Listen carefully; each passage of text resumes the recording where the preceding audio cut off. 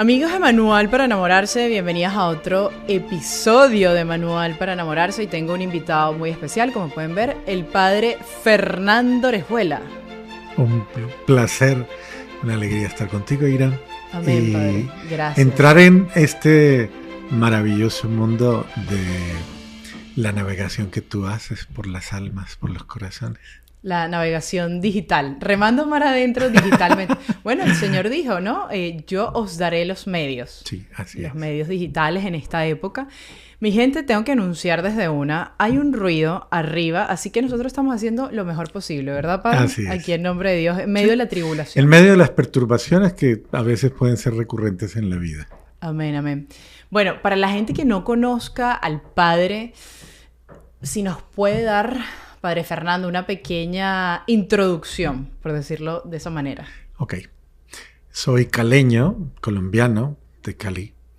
Ya como sabrán, Cali tiene un ambiente particular, alegre, festivo, un poco folclórico, una ciudad de gente muy bella.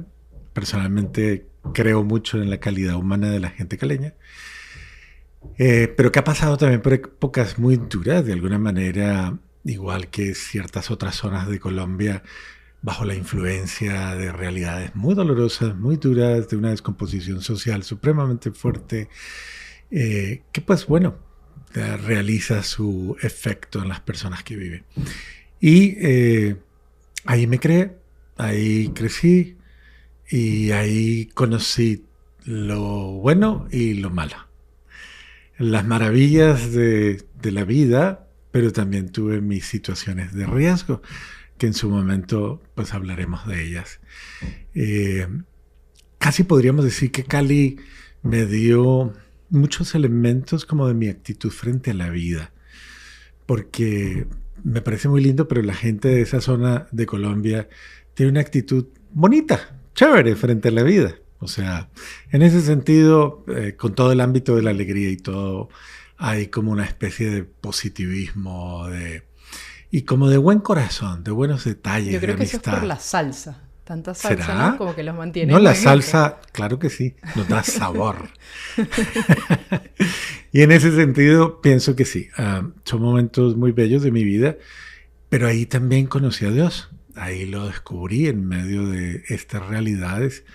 Y ahí prácticamente podríamos decir que confronté pruebas supremamente fuertes.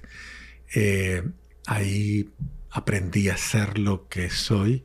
Ahí tomé las decisiones más fuertes de mi vida. Y una de ellas pues fue entregarme totalmente a Dios.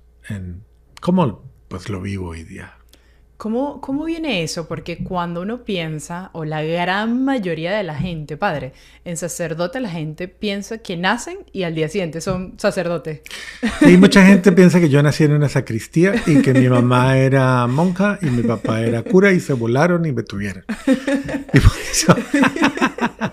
Eso es lo que piensa la gran mayoría de la gente, que los sacerdotes, ciertamente hay muchos sacerdotes, podríamos decir, por ejemplo, Padre Pío, ¿no? O sea, Padre Pío entró literalmente desde muy joven, tuvo eso en el corazón, virgen, una cosa que uno dice, wow, pero muchas otras personas no. Y ahí es donde quiero entrar, padre, porque su historia me parece espectacular y creo que es una historia, un testimonio que hoy más que nunca es muy edificante para tantos jóvenes. Claro que sí. Pienso que Dios, en eso está la diversidad, ¿no? Dios, en su infinito amor y que conoce la realidad humana, sabe también ir a ciertas realidades de la vida donde nadie iría. De ahí donde sacó a la Magdalena, de ahí donde sacó a Mateo, de ahí donde se encontró personajes que nadie hubiera elegido en la vida, que a nadie le hubieran llamado la atención, porque ¿quién hubiera elegido al buen ladrón como el primer santo de la historia de la humanidad? Se robó el cielo. Canonizado por el mismo Jesús en la cruz.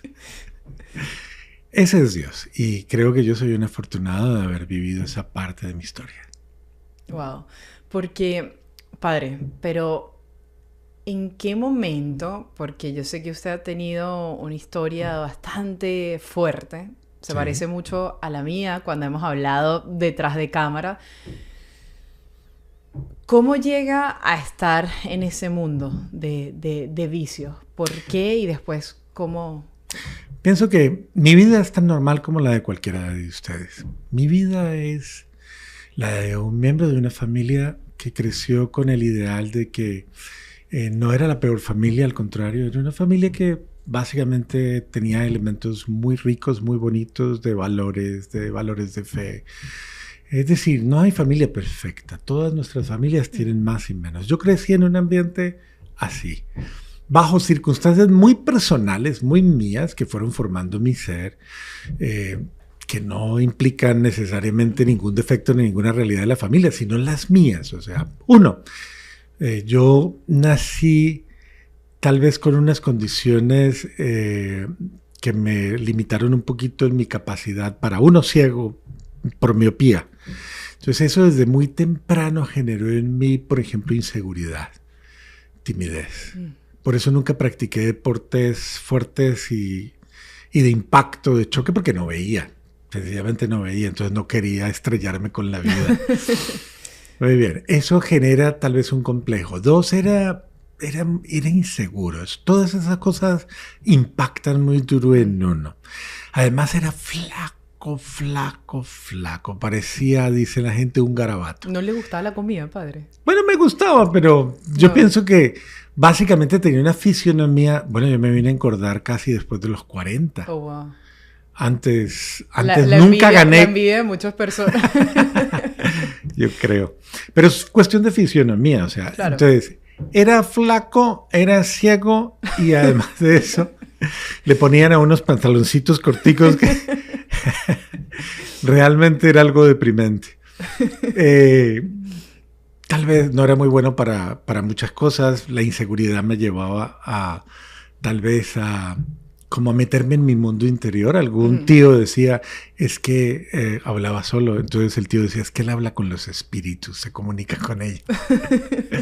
Y bueno, todas esas fábulas. Pero en ese ambiente familiar, sin embargo, yo siempre me preguntaba, ¿qué va a ser de mí?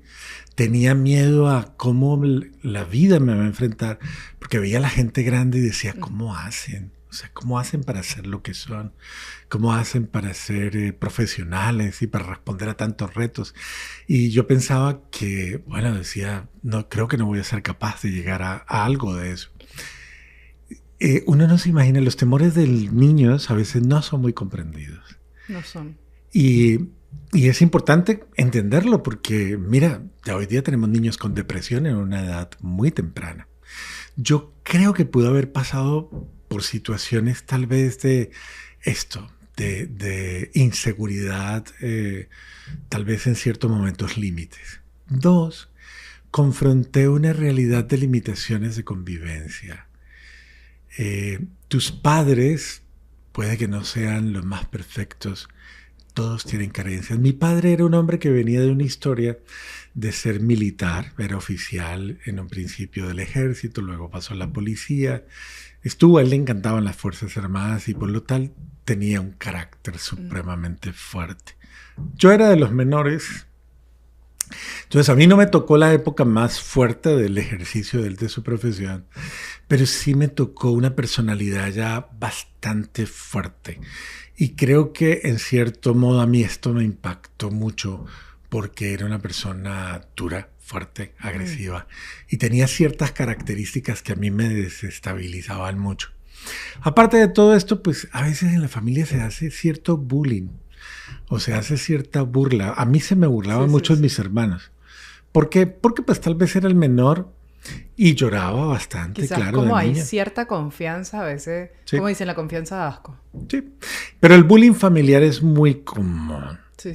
Y eso hace que muchas veces se digan cosas, se den realidades y se maltrate. Y todo esto vaya creando ya unas inseguridades personales. Entonces, yo, por ejemplo, lloraba mucho. Y cuando me daba ira y frustración lloraba demasiado, pero me daba una ira y reprimía la ira. Y ellos se burlaban y me cantaban canciones. Rafael tenía una canción como esa que dice: salías del templo un día, llorona. Sí. La Llorona es muy buena. Eso me daba ira, me daba rabia. Pero no podía compensar, no podía vengarme. Claro. Y creo que fui alimentando una rebeldía interior muy fuerte conmigo mismo. Yo estaba fastidiado con mis inseguridades y tal vez un poquito con mis miedos, y yo quería vencer eso. Alrededor del barrio donde vivíamos había demasiado consumo de droga. Es decir, uno salía a la puerta de la casa y los marihuaneros estaban sentados afuera de la casa fumando. Claro. Había mucho, era muy común en la zona donde yo vivía en Cali esto. A pesar de que mi papá era policía y sacaba literalmente a volar a todo el mundo, el ambiente era supremamente fuerte, pesado. Pero a mí me comenzó a llamar mucho la atención los adictos. Me llamaban la atención porque todo el mundo les tenía miedo, porque todo el mundo los respetaba, entre comillas, porque de alguna manera eran los rebeldes, eran los violentos. Sí. Y como yo estaba en mi lucha de yo no quiero ser un pelele, yo no quiero ser un cobarde, yo no quiero nada de esto, yo quiero vencerme a mí mismo, superarme a mí mismo. Entonces, en un momento determinado, yo comencé a idealizar esa forma de ser ellos. Oh, wow. Y comencé a pensar, de alguna forma yo tengo que vencerme, y en algún momento las cosas coinciden. Cuando yo ya me desarrollé, pues creo que comencé a crecer. En los 12, 13 años crecí demasiado. Y ya casi a los 13 años ya medía casi un 80. Entonces, claro, esto de alguna forma era una desproporción. Y en ese momento me invitaron a consumir droga por primera vez, marihuana. ¿A los 13 años? Sí. Wow. A los 13 años. Ya venía con mis amigos, eso que uno hace escondidas, fumar cigarrillo, hacer ciertas cosas, tomar tragos de vez en cuando. Una cosa muy, muy sana de muchachos muy jóvenes, o sea. Pero ya a los 13 ya fue droga. Y en el primer momento yo dije, ¿por qué no? Tal vez la hora de vencerme a mí mismo y de salir. Fue una reacción a todo lo que llevaba dentro. Claro, todo ese mundo interior que no había sido escuchado y explota con la marihuana. Claro. Y entonces sí, de alguna forma comienzo a meterme y comienzo a involucrarme, y de alguna forma me dejo llevar por esto, y esto comienza a tomar el control de mi vida porque crea un ambiente. No es la marihuana, yo siempre explico, es que no es la droga, es el ambiente. Es lo que tú comienzas a ver, es como te comienzan a mirar, es como de alguna manera te comienzas tú a recepcionar. Y yo comencé a ser alguien diferente. Estaba justo en el punto de la adolescencia, pre y adolescencia. Estaba en un momento dificilísimo, pero es el momento en que quiero ser afirmado, en que quiero afianzar una personalidad, en que quiero de alguna manera tener una interacción social. Es decir, yo quería ser alguien. Y dije, ok, yo no puedo ser el niño aquí.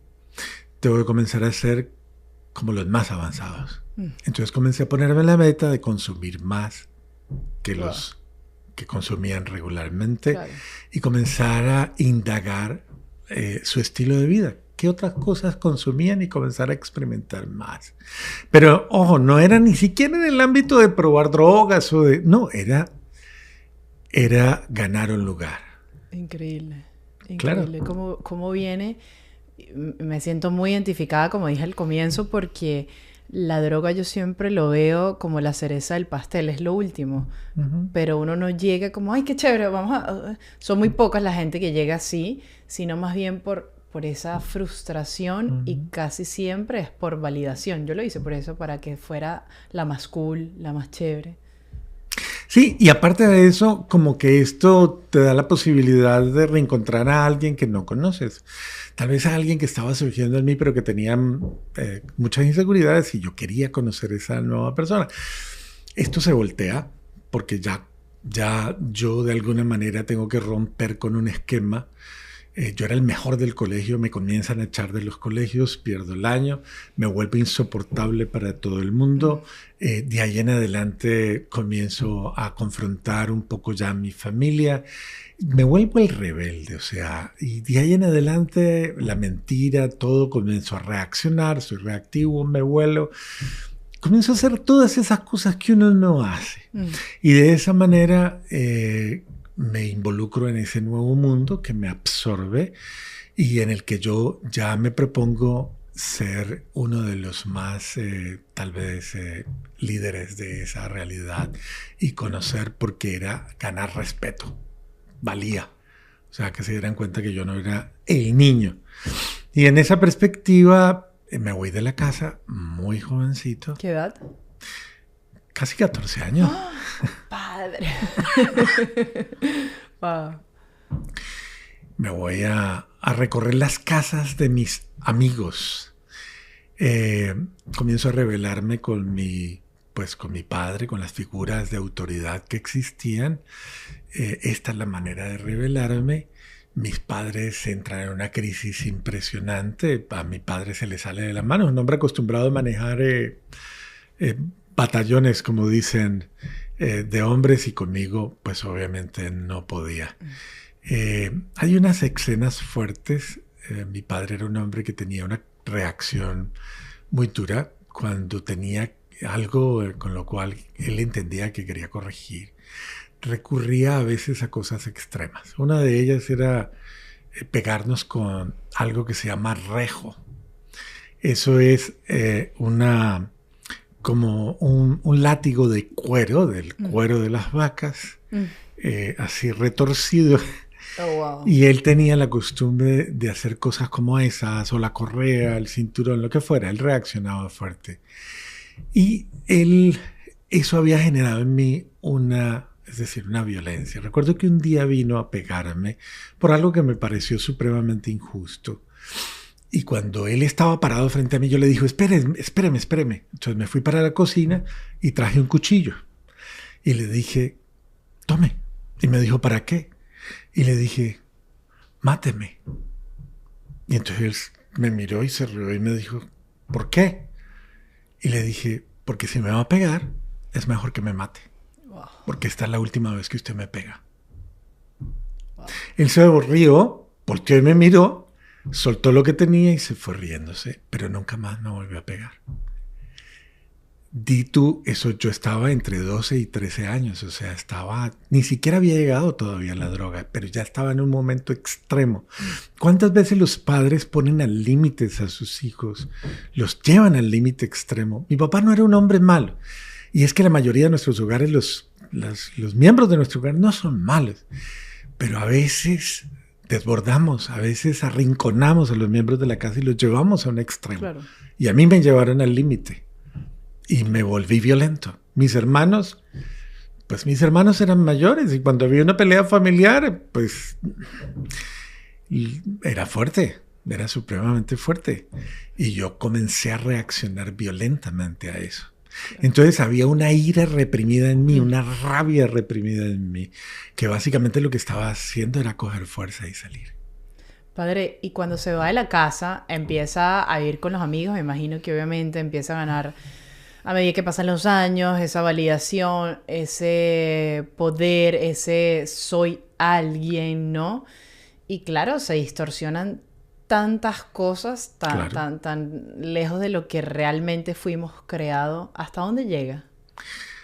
Bueno, básicamente se incrementa el consumo de la droga, comienzo a consumir anfetaminas. Era como, la marihuana era como el cigarrillo, nada más, era como fumar cigarrillo. Pero ya aparece el bazuco, bazuco es el raspado de la cocaína. Y aparecen las anfetaminas, que para mí era lo más delicado. Y en el consumo de anfetaminas yo tenía que subir niveles. Yo tenía que superar, entonces una sola anfetamina de estas produce en una persona lo que lo más cercano a ustedes, una botella de ron tal vez, o en Colombia le llamamos aguardiente, no sé si la conocen, pero produce un efecto supremamente fuerte. Claro. Entonces tomarse 2 ya era llegar a un nivel superior. Y había quienes se tomaban 3, 4 y decían, tenemos que pilotearlas. ¿Qué era eso? Tú te tomas las pastillas y tienes que saber mantenerte consciente hasta. Entonces yo comencé a subir niveles hasta llegar a 8 de estas, Wow. que era un grado. Al día. No al día, porque después de una fiesta de esta naturaleza, tú podías quedar unos 3, 4 días casi en un estado. Wow. Hay fases de mi vida que no me acuerdo de eso, no me acuerdo de qué pasó en esos momentos. Sé que no fueron cosas extremadamente malas, pero hubiera podido morir, hubiera podido... Total. Miles de cosas. Me subía en una moto, andábamos en fiestas, me metía en líos, hacía cosas que no hacía normalmente. Claro. Terminaba, tal vez aparecía el otro día dormido en un parque, bueno, qué sé yo. Padre, menos mal, y sé que la audiencia se va a reír o me van a ofender, pero menos mal que no nos conocimos, porque hubiésemos terminado los dos en el parque. Porque es que es eso, uno pierde el sentido de lo que es lo correcto. Tú solo haces lo que en ese momento te provoque. Entonces, claro, a eso, acuérdense, agréguenle la juventud, todo lo que hay adentro, más la droga, más estás solo en el mundo, todo puede pasar. Y estás teniendo un respaldo social que es tu grupo, el grupo de amigos, donde eres un personaje, donde vas adquiriendo fama, donde eres de alguna... Yo encontré un liderazgo que yo no tenía. Ahí se vencieron muchos. Yo encontré como una gran capacidad de influir en los demás. Y de hecho, claro, como mi papel era vencerme y conquistar el nuevo hombre que era, me sentía feliz siendo ese que me imponía, el que daba la última palabra, el que corría los riesgos, el que hacía las cosas más locas.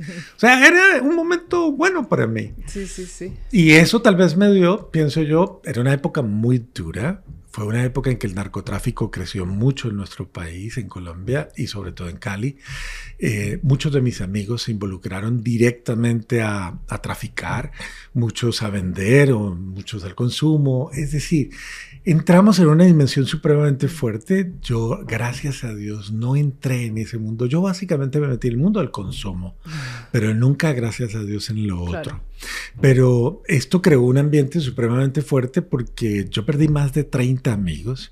Algunos los mataron a mi lado, a otros sencillamente fueron muriendo sucesivamente. Yo estoy vivo porque Dios quería que yo viviera. Pero en muchas de las locuras que sucedieron, yo debía haber perdido la vida. Impresionante. Pero Dios tenía un plan para mí. Y de hecho ya lo vemos, y eso es lo que quiero preguntar. ¿En qué punto llega ese quiebre? ¿En qué punto? Porque todos, cuando uno está en el mundo de los vicios, tiene muchos puntos de quiebre. Pero ciertamente hay uno en que se debate la vida y la muerte. O sea, como... Claro. Llegas al punto en el que yo como que ya logré tener una identidad, ser un personaje, logré llegar a cierto nivel altísimo por encima de muchísimas. Mi familia se cambia de barrio y se va a un barrio relativamente muy bueno. Y en ese barrio mi padre cambia de ambiente completamente porque alguien le dice cambia absolutamente de todo. Pasa una cosa impresionante en medio de todo esto y es que mi padre, cuando yo ya me voy de la casa, él hace algo que a mí me estremece, de verdad me pega duro. Él va y deja cartas, una carta, y la repartió en todos los lugares donde se suponía que yo iba a ir. Y la carta, palabras más, palabras menos, decía: yo sé que no soy el mejor padre, yo sé que me he equivocado, yo sé que he cometido, que te he hecho daño, yo sé que no merezco nada, pero quiero pedirte perdón y recordarte que tú eres mi hijo y que este es tu hogar, esta es tu casa y siempre será tu casa, vuelve cuando quieras. Y a mí esto, cuando lo leí, llego a la casa de un amigo y me encuentro ese papel y me dicen: aquí le dejó su papá esto, y yo leo esto. Y esto me golpea, no me saca de la droga, pero me pega duro. Porque es que el amor toca. Recordar que tú eres un ser amado por alguien, eso toca. Pero yo no sabía procesar ese tipo de amor. No sabía cómo. Pero de alguna manera ese tipo de cosas comienzan a chocar. 2, ¿qué otra cosa me golpea? Mi propia autoestima. De alguna forma uno ha crecido en una familia donde hay muchos valores, donde hay una formación. Y de alguna manera al comenzar a sentir que la gente te tiene miedo, mis mejores amigos me cogieron pánico. Cuando yo llegaba al barrio antiguo donde estaba, la gente se escondía, cerraba las puertas, no dejaban que nadie se juntara conmigo. O sea, comencé a adquirir una fama terrorífica. Se volteó como todo. Todo. Entonces tú comienzas a ver qué tipo de ser humano me he convertido, qué tipo de persona soy. Ya no me siento orgulloso, porque entonces ya van a mi casa a buscar las cosas perdidas, porque ya van a buscar, a decir a la gente, tal vez de mi familia, hagan algo con ese muchacho que está dañando a otros muchachos. Recuerden que era un líder ya en las cosas malas. Entonces, si el cura de la parroquia me conocía, no me conocía por bueno, sino porque era de lo peorcito que había ahí en el barrio. Entonces, ese sacerdote jamás imaginó que usted sería. Nunca en la vida. Entonces, esos detalles son supremamente fuertes, pero van golpeando de una manera impresionante. Un día yo estaba drogado. La droga tiene un periodo de depresión en el que uno va volviendo de ella y después de un viaje, por decirlo de alguna manera, uno va volviendo en sí y esto tiene un efecto muy fuerte. Y estando en una situación de estas, yo siento, había en Colombia una propaganda que era del Banco Cafetero, que mostraban todo el proceso de degradación de un ser humano que consume droga y luego estallaba. Pues es la verdad, el ser humano se va degradando, se va degradando, se va degradando. Yo fui perdiendo la memoria, yo fui perdiendo mi estabilidad. Además de esto ya no me sostenía, temblaba. O sea, eran muchos elementos de reducción, muchos elementos de... Y estando en medio de todo esto, llega un momento y como que yo tengo un viaje en medio de esto. Yo creo que era hasta Dios actuando en eso. Y en ese viaje como que me lleva a un momento en el que yo tengo 30 años. Era algo como ser grande en esa época, ya 30 años. Y en esos 30 años visualizo una escena, a mí eso me marca mucho, en la que supuestamente estoy casado y llegan los niños del colegio y llegan llorando. Entonces, ¿por qué lloran? Dice, porque en el colegio me dicen que mi papá es marihuanero, que mi papá es un drogadicto, que mi papá es una vergüenza, que es lo peor. Y yo comienzo a sentir en ese viaje que yo soy lo peor, que yo estoy haciendo, que yo soy una vergüenza para todo el mundo, que yo... Y como que la reacción cuando vuelvo de ese viaje es, yo toda la vida voy a hacer así, esta es mi vida, esto es lo que voy a hacer siempre. No pude más con la vida, me quedó grande vivir. Eso me golpea. Wow. Golpea mi ego y me hace sentir yo no soy una basura. Claro. Todo el mundo me miraba ya como una basura, pero como que el ego comienza a decirte, tú eres más que esto, lucha por ti. Qué impresionante esa historia, padre. Solo quiero agregar que wow, o sea, me parece impresionante cómo nuestro Señor se vale de todo, se vale de todo, o sea, de todos tus planes. Ese es el poder de Dios que el enemigo jamás tendrá, porque el enemigo agarra las cosas buenas y te las destruye. Dios, imagínate, agarra las malas para algo bueno. A mí me pasó algo muy parecido en un viaje muy loco y eso fue, no puedo contar mucho acá, pero en un retiro, que es cuando alguien me lleva para un retiro, que es el de Maús, me hacen una trampa, me dejan ahí y yo en ese retiro me drogué. Y yo en ese retiro, en un viaje, dentro, yo pensé que estaba alucinando y ciertamente aluciné. Pero Dios me tocó en esa alucinación. Y yo siempre le digo a la gente, si usted lo quiere creer bien o no, pero Dios se valió incluso de un viaje de drogas, porque para Él nada es imposible. Entonces, wow, el sentido del humor de Dios es bien. Sí, Dios sabe trabajar nuestras miserias. Y sabe de alguna manera tocarnos porque todos tenemos unas fibras sensibles en lo más profundo de nuestro ser. Y esas fibras de alguna manera es la dignidad humana, es de verdad la valoración. Tú sabes que no eres cualquiera. Y Dios sabe tocar las fibras sensibles y ocultas de ese ser humano al que yo estaba matando y escondiendo, porque yo me estaba matando a mí mismo. Era otra forma de suicidarme, era otra forma de anular mi vida. Pero llega un momento en que tú te das cuenta que, a ver, la estás anulando de la peor manera.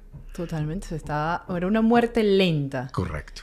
Padre, y después de esa revelación, ese sueño, como lo queramos llamar, ¿qué viene? Eso golpea. Eso golpea bastante duro. Recuerdo que una vez me tengo que devolver a mi casa. Yo no había sentido el dolor de mis padres de frente, pero por detrás, de frente en cierto sentido. Yo entro yo tenía llave de la casa y entraba y salía cuando me daba la gana, porque ellos llegaron a ese pacto. Yo no sé a mi madre quién le dijo, alguien le dijo, no le diga nada, no nada, déjelo que llegue cuando quiera, déjelo que haga lo que quiera, no le pelee, nada. Y eso lo hizo ella y yo creo que ella educó a mi papá y le dijo, o sea, no reaccione. Porque una vez yo llegué y mi papá se puso a pelearme, yo lo confronté, le tiré la mesa encima, no me agarré a golpes con él, pero esto fue ya un momento en el que se quebró todo, destruí las puertas a golpes y me fui. Y él como que sintió, sí, no paro aquí. O sea, paremos aquí porque él ya está fuera de control. Entonces, en aquella oportunidad se me quedó una droga, yo me devuelvo a sacarla y cuando yo entro, ya voy saliendo con la droga en la mano, mi papá y mi mamá están en la cocina y él le está diciendo a ella, se va otra vez, ¿qué hacemos? Y ella le dice con una voz impresionante de desconsolación, de impotencia, no sé, y como el llanto de los dos me penetra, me paraliza y yo me quedo digo, wow, yo estoy causando esto, yo estoy produciendo tanto dolor, ahora yo me convertí de víctima en victimario. Y eso no me cambió, pero eso me golpeó, pero me fui. Wow, así de duro, es increíble, ¿no? Cómo hay una lucha, porque yo me imagino que usted sentía esto, padre, que obviamente quería cambiar, pero ahora uno le tiene miedo. Claro. O sea, ahora uno dice, ¿cómo pido perdón? ¿Será que sí? ¿Será que no? O sea, hay también un paso que la gente no sabe, que cuando uno está en ese nivel ya ido, si hay una conciencia que quiere cambiar, que si hay un momento de lucidez, pero da miedo de nuevo. Claro que sí. Y tal vez yo no sabía cómo tomar la decisión, yo no sabía cómo salir, yo no sabía. Cuando yo había estado más joven, obviamente me enviaron a los cursos de primera comunión, de confirmación, y creo que eso quedó en mi mente, en mi interior, quedó ahí guardado. Había como esa resonancia de todas las voces de la religiosidad que te han puesto y de todas esas cosas, están ahí guardadas de alguna manera. En todos los colegios que me echaron, yo fui a parar a un colegio que era como... era Instituto Diversificado de Educación Comprensiva, era como para los loquitos que echaban de todos los colegios, los peores. Y entonces, incluso de ahí me echaron. Okay. A mí también me echaron de un colegio así. No, uno se vuelve insoportable. Entonces, llego a un colegio donde había una chica que ella era... tal vez pertenecía a un grupo de oración de jóvenes y era carismática, era de todo esto, pero era una mujer con mucha fuerza espiritual y le encantaba estar con los adictos. Ella decía, es que son la gente más chévere, son los más cool, son los más chéveres. Y le encantaba estar conmigo porque yo era medio loco. Entonces ella venía y me hablaba y me predicaba, pero yo estaba fumando marihuana, entonces yo le decía, si me voy a predicar, bueno, hábleme, pero ayúdeme a armar el cigarrillito, le decía. Y... ella me hablaba de Dios de una manera impresionante y recuerdo que alguna vez yo estaba en una crisis muy fuerte, estaba pidiendo plata en la calle para ir a consumir. Ella se baja de un bus y me ve y me dice, ¿qué haces? Y yo en ese momento me sentí muy mal. Yo estaba drogado, pero me sentí muy mal porque de alguna manera me daba como pesar que ella me viera en un nivel tan feo. Y sin embargo se sienta conmigo en un muro y comienza a hablarme, a decirme, dale una oportunidad a Dios, Dios existe. Yo sé que yo lo he visto. Entonces yo recuerdo que esa vez le digo, ajá, ahora sí. Yo me fumo la marihuana y tú eres la que se traba porque eres tú la que ve. Eres tú la que ve a Dios. Alucinaciones. Y ella se reía y me decía, sin embargo, dale una oportunidad, déjame llevarte a un lugar, déjame llevarte. Eso fue muy bonito porque en ese momento yo estaba cansado, tal vez estaba ya como saturado, cansado de vivir mal. Y entonces le digo, ok, llévame. Así es, me lleva a una de sus reuniones de su grupo, pero yo le dije, no me presentes, no me involucres, déjame ver, yo solo quiero ver. Haz lo que quieras hacer con tu grupo. y me senté a una distancia prudente, una distancia, qué sé yo, 20 metros, algo así, pero en un salón donde todo se escucha. Ellos se reunieron y hicieron lo propio. Comenzaron a hablar, se saludaban, cómo se trataban, luego comenzaron a cantar, hicieron sus cosas, luego se sentaron y comenzaron a hablar con alguien. En el momento en que comenzaron a hablar, decían cosas, pero no las decían con la boca, las decían con el corazón. Y la oración fue tan fuerte que muchos de ellos comenzaron a llorar. Y en esos momentos se comenzaron a abrazar y se consolaban. Y de alguna forma volvieron después a cantar y volvieron a dar gracias. Es decir, yo vi todo eso pasar, yo solo miraba, no decía nada. Y el corazón se me movía en unas emociones que yo decía, ¿qué es esto? O sea, entonces venían a mí el recuerdo de cuando era niño, cuando todo, pero también mi situación de yo no me quiebro, yo soy un varón, yo no soy un cobarde, yo ya no soy ese tonto que lloraba por todo, yo ya soy el Iron Man, desde otra perspectiva. Soy el superhombre. Y cuando salimos de ahí, ella me pregunta, ¿te gustó? Y yo le dije, más o menos, porque yo dije, donde le diga que sí, ¿quién se la aguanta? Y mujer. Y mujer todavía. Sin embargo, esto me golpeó tanto. Y yo me pregunté cuando los veía, decía, ¿qué tienen? O sea, ¿qué hacen?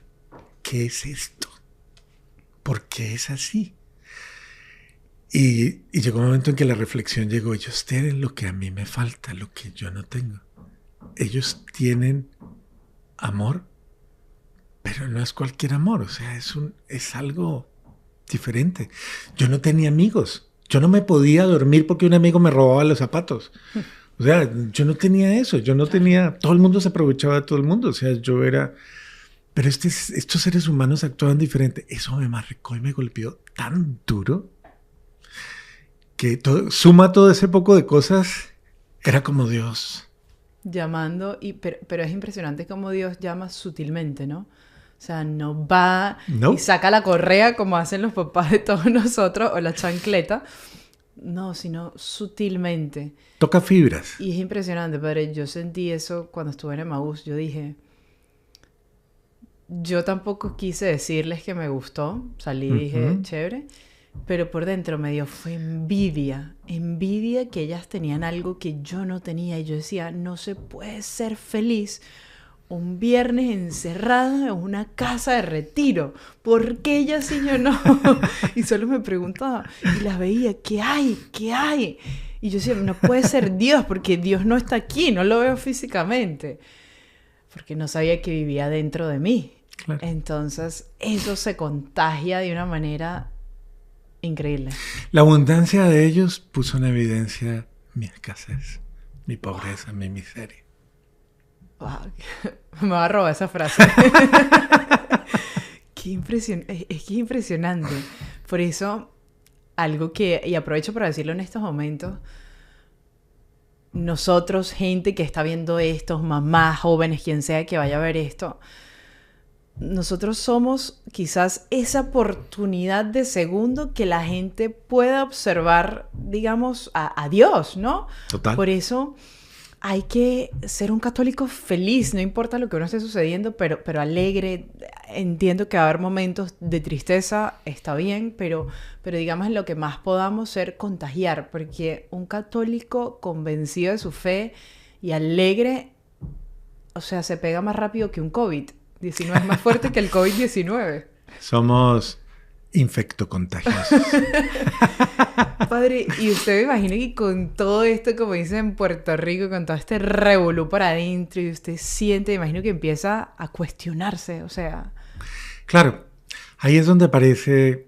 me golpeó algo mucho, un amigo mío, muy amigo, con el que consumía droga casi todos los días. Un día me dice, estoy aburrido de vivir, estoy harto, no quiero más, esto llegó a su límite. Y esa última noche consumimos y me dijo, nos vemos, me voy para un mundo mejor. Yo pensé que iba a viajar, nunca entendí lo que iba a hacer. Y este hombre esa noche se fue y se quitó la vida. A mí eso me golpeó muchísimo. Y me golpeaba Cada vez que mataban a un amigo se mataba en una locura. Esto pegaba muy duro. Y yo trataba de decir, yo decía, pero ¿cómo hago para salir? O sea, no entendía cómo iba a salir. De hecho, incluso al final hasta me metí a un gimnasio, a hacer pesas, a todo. De alguna forma era tratar de hacer algo, pero alzaba pesas y me iba a fumar marihuana. O sea, o fumaba marihuana y me iba al gimnasio para hacerlo más rico, supuestamente. Yo llegué a hacer pilates. Y me quedé pegada. Levanten la pierna, pues. Airán, y yo. ¡Wow! Un viaje para que de se esos. rían un poquito, hay que ponerle humor. Entonces, el sentido de todas estas cosas, en medio de todo esto, un día yo digo, tiene que pasar algo en mi vida, tiene que pasar algo. Era el año de 1981, cambio del 82. Tal vez muchos no habían nacido, yo no creo que hubieras nacido tú 90. todavía. Mira. No estaba todavía en los planes de Dios, sí, pero no en los planes de mis padres. Bueno, mira. Entonces, yo estoy en esa crisis límite y en ese contexto. Entonces, yo llamo a mi amiga y le digo, yo quiero dar un paso más, pero no sé qué hacer. Dime qué hacemos. ¿Por qué no me ayudas a hacer algo? Reunámonos. Y entonces ella venía y me hablaba de Dios y yo no sentía esto. Venía diciembre y le dije, no, hagamos una cosa. Viene diciembre. En diciembre viene la fiesta. Hablemos en enero. Y entonces, así es uno de loco, ¿no? Y de atrevido. Pero bueno, llegó enero y le dije, quiero que vengas y quiero que me acompañes a hacer algo. Pero antes de eso, el 31 de diciembre yo inauguraba los años nuevos siempre. Inauguraba Año Nuevo, Vida Nueva, hay un dicho muy colombiano. Y yo decía, algo tiene que pasar, algo tiene que pasar. Entonces, el 31 llegué a drogarme como lo hacía siempre y esa noche, después de consumir, yo les dije a los muchachos, yo quiero parar. Uno de ellos me dijo, vos nunca vas a parar. Y yo le dije, sí, quiero darme la oportunidad. Me dijo, si vos lo haces, yo te apoyo. Y yo le dije, ok, ayúdame. Y me dijo, voy a parar contigo y te voy a cuidar. Y eso me impresionó. Yo me fui para la casa drogado y cuando entré a mi cuarto a acostarme, hablé con Dios por primera vez desde mi oscuridad. Hablé o le grité y le dije, yo no sé si usted existe. Yo no sé si es verdad o esto es cuento de la gente. Pero si usted existe, escúchenme.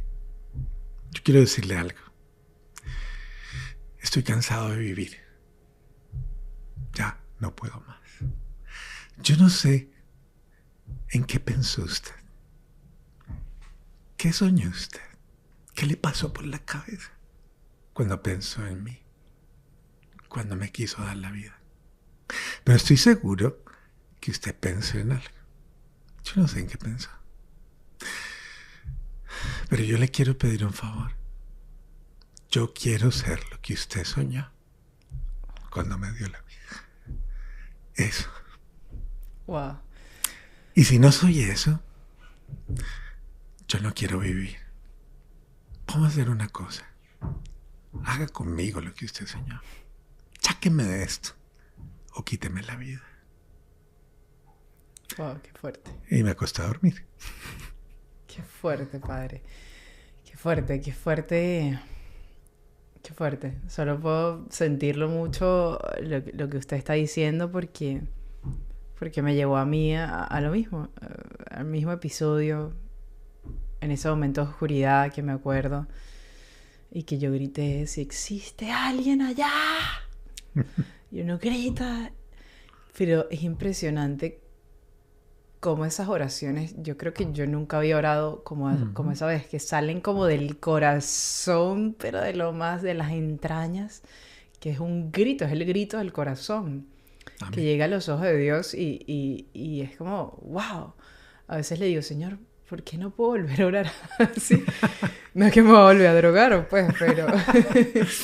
Son momentos decisivos en la vida, son momentos de verdad, pero son momentos epifánicos, son momentos también... Dios necesita que nosotros nos quebrantemos en nuestro ser. Hay una frase muy linda que dice, cuando tus rodillas tocan el suelo, tu oración llega al cielo. Y es verdad. Sí, es que solo de rodillas, padre, Claro. solo de rodillas. No, qué espectacular. Y yo me imagino que en ese momento, padre, obviamente esto no pasa porque, como le digo, yo estuve en lo mismo, no pasa un día a otro, pero ciertamente algo cambia, algo Bueno, mira lo que cambia. pasó. Yo me levanto el otro día y le digo a mi papá, que ya era abogado por ese momento, él estudió Derecho, ya, y tenía su oficina y, bueno, era un hombre bastante brillante en ello. Y le digo yo, llévame a tu oficina y ponme a trabajar. Ponme de mandadero. Yo te hago los mandados, lo que quieras. Pero llévame, entretenme, tenme ahí. Y voy donde la muchacha y le digo, ¿qué hago? Dime qué hago. ¿Qué tengo que hacer? Y me dijo, confiésate. Y yo le digo, yo no me he confesado desde que hice la confirmación, creo. Yo no.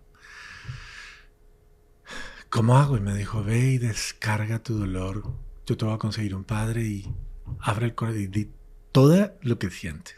Así fue, me conseguí un curita que me aguantó las horas que duramos juntos y le descargué mi rabia, mi ira, mi frustración, mi miseria, mi todo. Lloramos juntos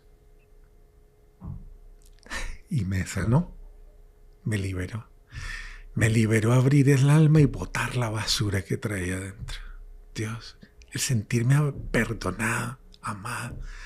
No sé, algo milagroso pasó en la confesión. Es un desahogo lo que le dijo la amiga, padre. Esa es la belleza que a mí me encantaría que todo el mundo viera en la confesión.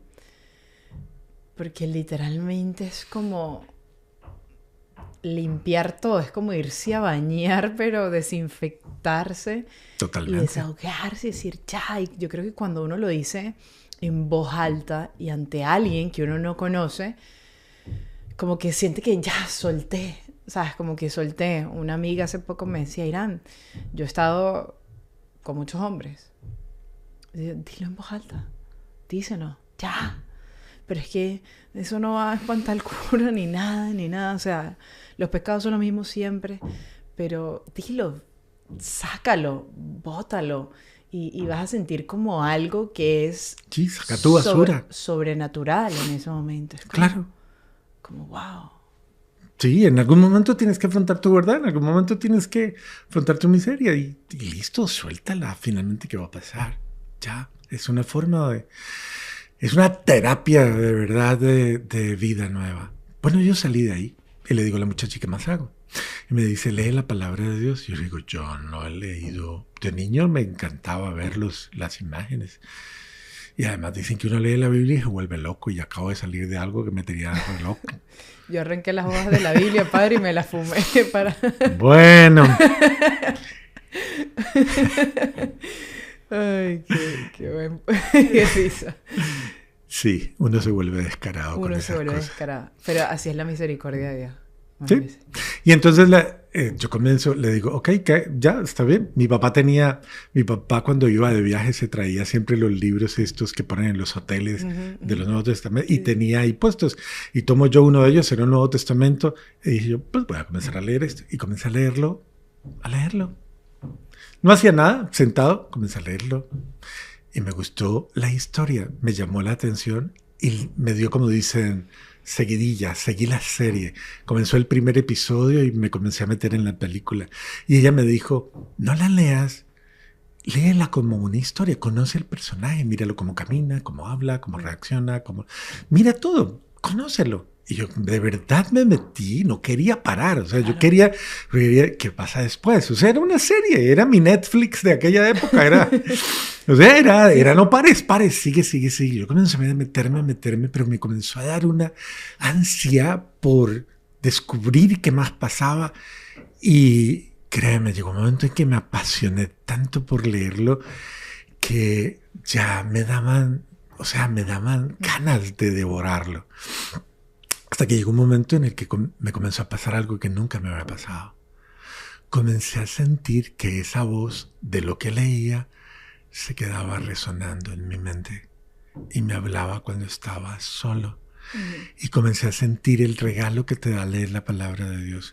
Comencé a sentir que alguien me acompañaba, que ya no estaba solo, que había una presencia real a mi lado y que nunca más volvería a estar solo. Es una belleza. Y quiero agregar esto porque cuando yo estudié periodismo, producción de televisión, padre, una vez nos hicieron hacer este ejercicio. Y mírese o sea, que es muy cierto lo que usted está diciendo. Aparte del contenido espiritual que obviamente hay, nos dijeron, agarren una serie todo el fin de semana y véanla completa. O sea, prácticamente lo que más puedan, no se paren. Y van a ver el lunes cómo su mente va a empezar a pensar como los personajes. Se van a tanto entrar en personaje cada uno que tú vas a actuar. Y yo me vi X serie, que no voy a nombrar mejor, y yo toda la semana empeliculada. Y eso es lo que pasa. Ahora llevémonos a la palabra de Dios. Porque el Señor reconstruye nuestra potencia del alma, que es la memoria, a través de su palabra. Y camina con nosotros. Imagínate, yo era un hombre que estaba perdiendo la memoria, que era inseguro, que tenía miles de cosas. Yo comienzo a hacer esto y esto es como una terapia impresionante que comienza como a rehacerme, como qué sé yo, a ponerme un nuevo material en el disco duro, en la mente, en el corazón. O sea, fue una cosa maravillosa. Y le digo yo, ¿y qué más hago? Y me dice, ora. Y digo yo, ¿y cómo oro? Y me dijo, hable como loco, cuéntele lo que sea, dígale lo que quiera. Y yo dije, ok, voy a comenzar a hablar. Y comencé a hablar. Okay. Comencé a hablar como loco. Pero di tú, esto se dio en los primeros días de enero. O sea, di tú, esto fue en la intensidad de cada día. Era una intensidad impresionante. Y el 5 de enero, después de más o menos este proceso intenso, le digo yo a ella, ok, quiero que me acompañes donde el cura de mi parroquia. Entonces ella me dice, ¿qué vas a hacer? Y le dije, ven conmigo. Entonces me voy para donde el cura de mi parroquia, que ya saben por qué me conocía, porque yo era muy malo y porque los papás iban a pedir que hicieran algo conmigo. Entonces me voy donde el cura, él está ocupado y yo le digo a la persona que me atiende, dígale al padre que es urgente, que por favor me atienda. El padre estaba en una reunión de parejas, estaban sentados ahí y me dice, díganle que entre. Entonces yo entro. Todo el mundo me mira, se queda aterrado de verme y se ponen muy tensos porque me tenían reserva. Entonces le digo al padre, padre, vine hasta usted porque quería decirle que quiero formar un grupo juvenil. El padre voltea y me mira y me dice, ¿qué? Y se frotaba los ojos. ¿Qué? Y le digo yo, padre, eso es lo único que me salva. Ayúdeme. Y voltea y mira a la muchacha y le dice, ¿y tú lo vas a ayudar? Y ella voltea y me mira y dice, sí, padre. El padre voltea y mira a las parejas y las parejas lo están mirando a ver el padre qué responde.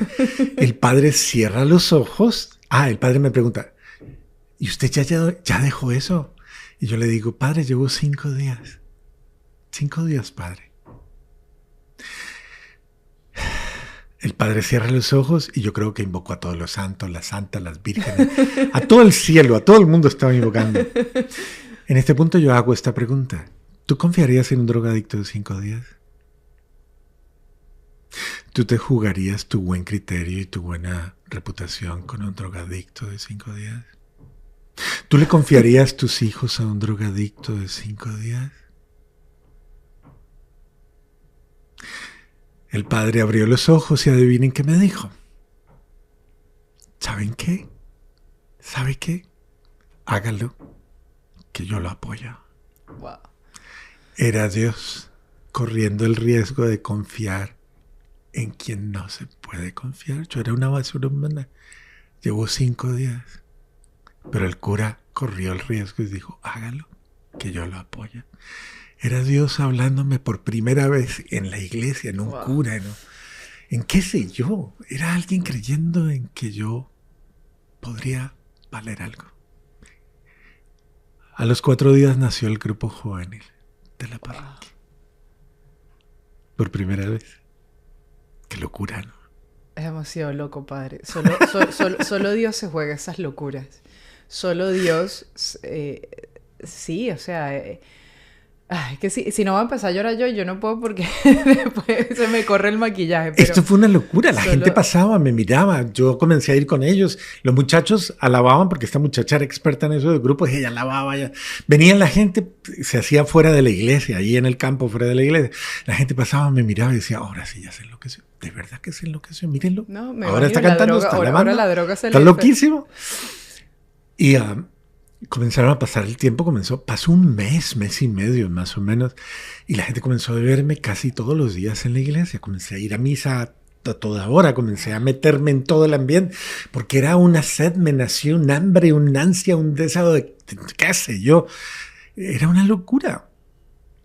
Y el padre me dice, más o menos como al mes y medio, me dice, se me vino la parroquia encima y me están tratando de loco. Mira, ven, voy a reunir a toda la gente y les vas a explicar qué te pasó porque yo no sé cómo decirles. Háblales.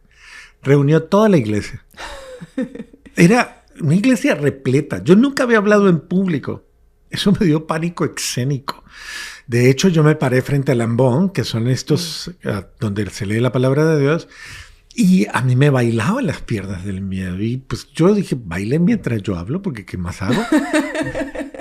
Y así fue. Y en medio del pánico que tenía, era como si viniera una fuerza interior que me decía, habla. Y yo volteo a mirar a todas las personas y casi todo el mundo me conocía. Y volteo y les digo, ustedes me conocen. Ustedes saben quién soy. Muchos de ustedes me odian. Otros no quieren ni verme. Otros tal vez le han pedido a la vida que me limpien y me desaparezcan, como en esa época desechaban. Aparecían muertos los que llamaban desechables seres humanos, tirados en la calle. Había un programa de limpieza social. Y yo les decía, muchos de ustedes desearon que a mí me desaparecieran, me limpiaran, como la basura. Pero cuando todos ustedes creían que yo no valía la pena, cuando todos ustedes creían que yo ya no servía para nada, hubo alguien que todavía pensó que yo servía para algo y que no tuvo asco de descender a mi miseria, a mi alcantarilla, a mi basura y sacarme de ahí. Y ese fue Jesús. Y aquí estoy. No, yo imagino que esa gente... Ese día la iglesia lloró, ese día la iglesia aplaudió, ese día fue impresionante. ¿Y qué pasó de ahí en adelante? Mira, los muchachos, la gente tenía susto de cuidan sus hijos, ¿no? Pasó algo impresionante. A los muchachos no los dejaban ir a una fiesta si yo no iba. Porque de ser un tipo desacreditado me convertí en un garante de vida para ellos. Dios acredita lo que el demonio desacredita. Wow. Qué belleza.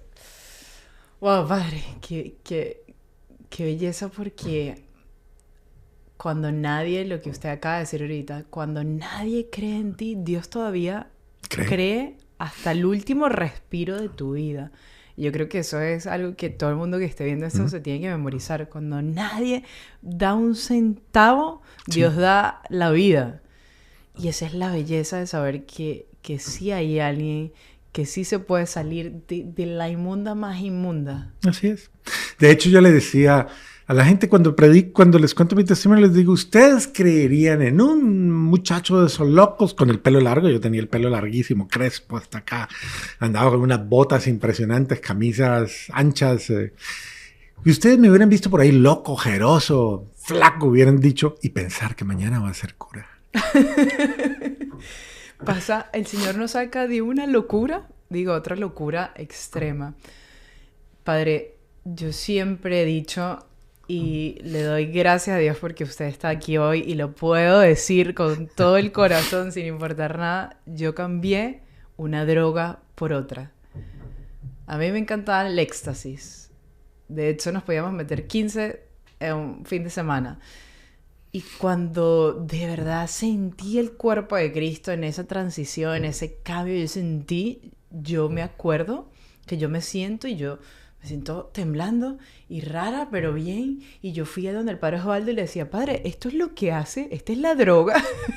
Por eso es que todo el mundo quiere comerse a Jesús. Pues yo me siento drogada y me decía, no, es que estás experimentando la fuerza del amor. Y y hasta el sol de hoy, padre, cada vez que yo comulgo, yo siento un éxtasis en mí. Yo digo, el Señor no me quitó nada, el Señor me dio más. O sea, claro, sí, digamos que la droga, claro que eso se fue, pero cada vez que yo comulgo, yo no sé, yo tiemblo como cuando yo me iba a meter esa pepa antes de entrar a una rumba y me da un... Ahorita no me da miedo, pero digamos que tengo una sensación como... Y empiezo a temblar y el corazón se me acelera y es como, ¡dale! Y yo quiero comulgar allá. Y eso es en verdad lo que pasa por mi cabeza y cuando la gente me dice... ¿Pero qué te pasó? Y yo, es que me drogué en la mejor droga del mundo, que es Cristo. Si se podría decir así. Si se pudiera decir así, pero la verdad es que más que una droga, porque en ningún momento anula nuestras facultades, nuestros sentidos, nuestra libertad, claro, nuestra voluntad, en ningún momento toma el control de nuestra vida, sino que actúa con nuestra libertad, actúa con nuestra dignidad y nos da libertad de lo más profundo. Es una dosis... Pero es una dosis de sobrenaturalidad. Es la dosis de vida verdadera. Él lo dijo. Yo les voy a dar vida y vida en abundancia. Y el que la beba de esta agua volverá a tener sed. Pero el que beba del agua que yo le voy a dar, ella se convertirá en un manantial que salta y brota para la vida eterna. Es el gozo exuberante de yo sé y te entiendo absoluta y perfectamente. Porque yo que estuve en lo peor de lo peor, sé lo que es que alguien conocer el amor que nunca has conocido y cómo el amor fluye en ti, obra en ti, sana y te hace un ser humano absolutamente nuevo y diferente. Las excelsitudes del amor de Dios, de la dulzura del amor de Dios, de la belleza del amor de Dios, inimaginablemente hacen que todo lo mejor de mí fluya de una manera espontánea.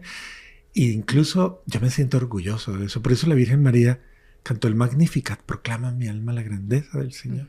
Y se alegra mi espíritu en Dios mi Salvador, porque hace maravillas en mí el Todopoderoso. Qué belleza. También me voy a robar dosis de sobrenaturalidad. Para no decir, es que no sabía otra palabra, acabo de aprender algo y lo voy a usar en los testimonios, padre. Es que... O sea, qué belleza, padre. Y yo me imagino, empieza ese grupo, toda esta fuerza. Esto fue una locura. Esto fue una locura. Y ustedes me van a decir, pero, a ver, ¿de verdad? Yo me enloquecí. ¿O me enloqueció Jesús? Me enloqueció su amor. De hecho, recuerdo que una vez venían unos muchachos al grupo que eran unos líderes fantásticos. Ellos hacían las dinámicas más impresionantes. Yo los admiraba en cantidades. Yo quería ser como ellos. Y recuerdo que una vez me los encontré en la calle y les dije, hola muchachos, ¿y ahora dónde están? ¿Dónde están animando? ¿Dónde están? Uno de ellos se paró y me dijo, supéralo. Nosotros ya maduramos, ya superamos, ya se nos pasó la fiebre de eso. Yo me quedé paralizado,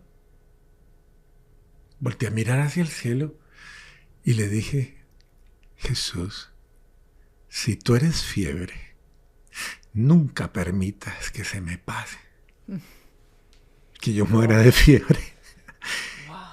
Y Él ha cumplido su promesa porque hasta el día de hoy nunca me ha quitado la alegría de su amor, de la certeza de su amor.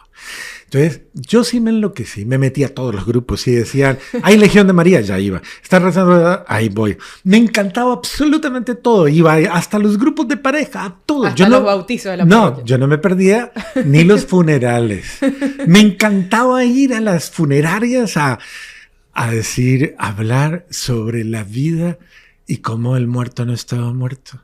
Más muertos estaban los que estaban velando al muerto y cómo Jesús venía a darnos vida. Era una locura. Yo me enloquecí con Dios. Ay, ¿y en qué momento entra lo de sacerdote? Wow. Airam, esa pregunta da para otro capítulo de 1 hora más. ¿Te quieres meter en ese riesgo?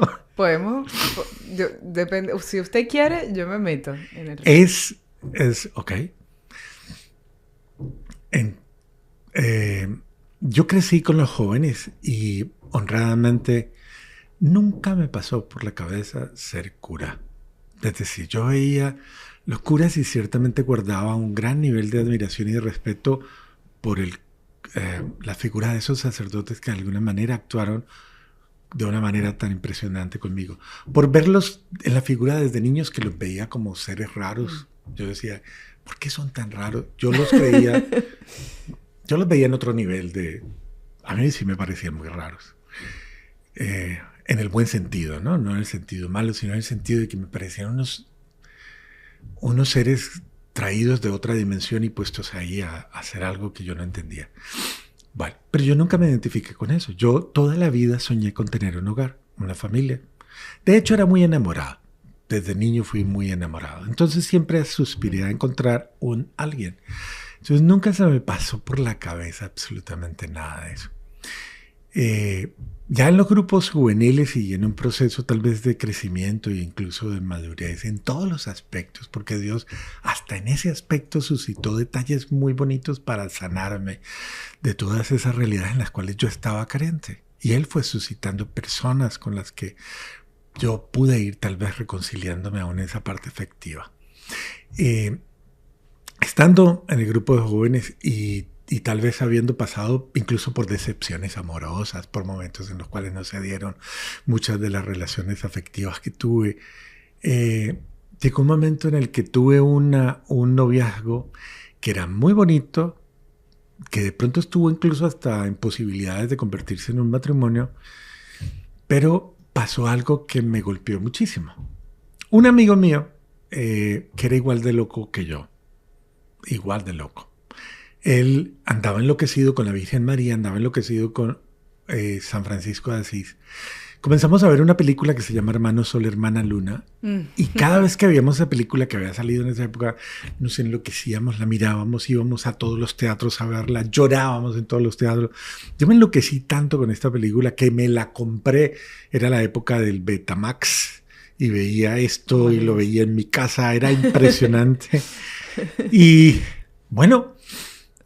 Estando en esas, yo tenía novia, y estando en esas, un día le digo a Dios, llorando, le digo, ¿por qué me impacta tanto esto? ¿Por qué me estremece tanto esto? Entonces le digo, vamos a hacer una cosa.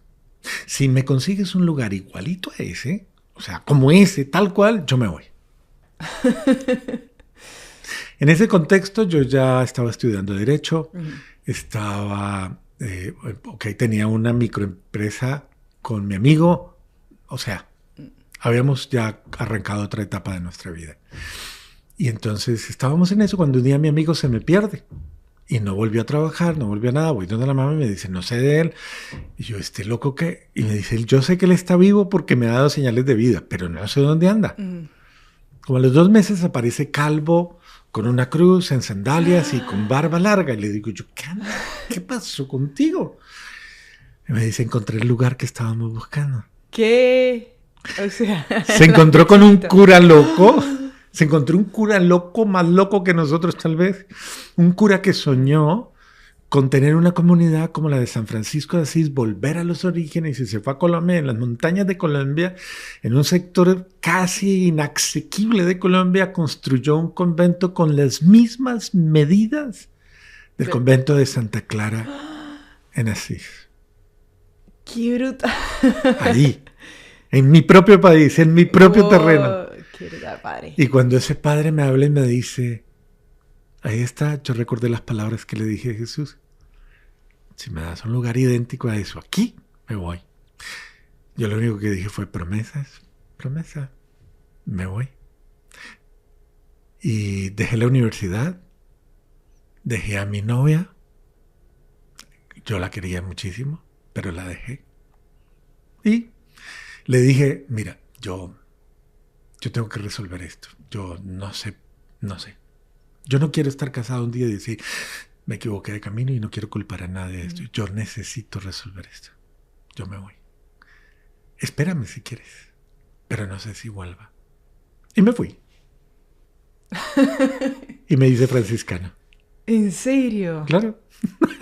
Yo no sabía eso, padre. Bueno. Fraile franciscano. Franciscano, de una nueva fundación, de una nueva experiencia, sí. de una comunidad de locos que estaba empezando y yo me sumé a esa locura y me fui a fundar con el padre. Éramos los primeros, éramos 5 o 6 personas y el padre. Y el amigo de usted era también el que estuvo en... Era otro loco. Pero no, ese no fue el que compartió conmigo droga. Okay. Este ya era un amigo de las aventuras. Con él era que predicábamos en los velorios y en todo esto. Era un loco cristiano. Okay. Y nos fuimos y nos hicimos franciscanos los dos. Y otro amigo mío dijo, me voy con ustedes, y se fue y ya éramos 3. ¿Y cuánto tiempo duró ya? Bueno, no duré mucho. No porque es que es simpático. Yo entré con todas las ganas y tal vez el tiempo más hermoso de mi vida. Yo estaba supremamente feliz. Llegué al noviciado y me hice novicio y estaba absolutamente feliz. Y cerré el capítulo de la novia.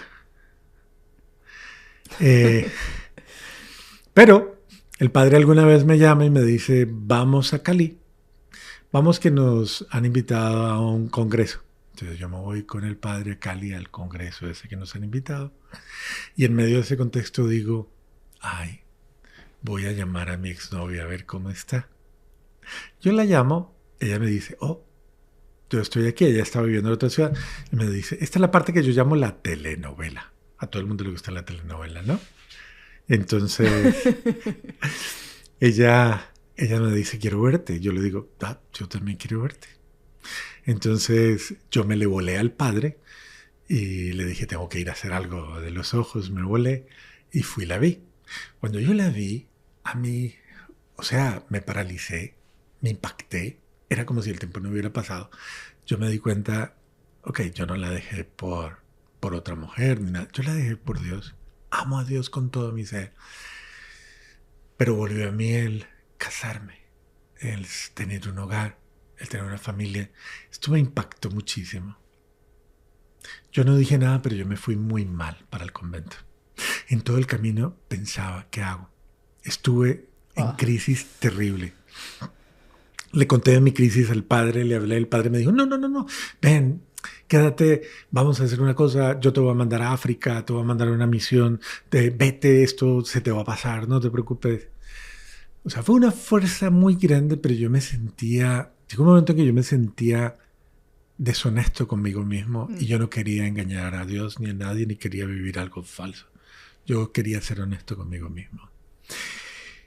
Pero para mí esto era maravilloso porque en el convento me pasaron unas cosas espectaculares que algún día de pronto hablaremos de eso, pero unas cosas espectaculares que tocaron mi vida. Y entonces, bueno, yo sin embargo le dije a Dios un día, ya después de una crisis terrible, le dije,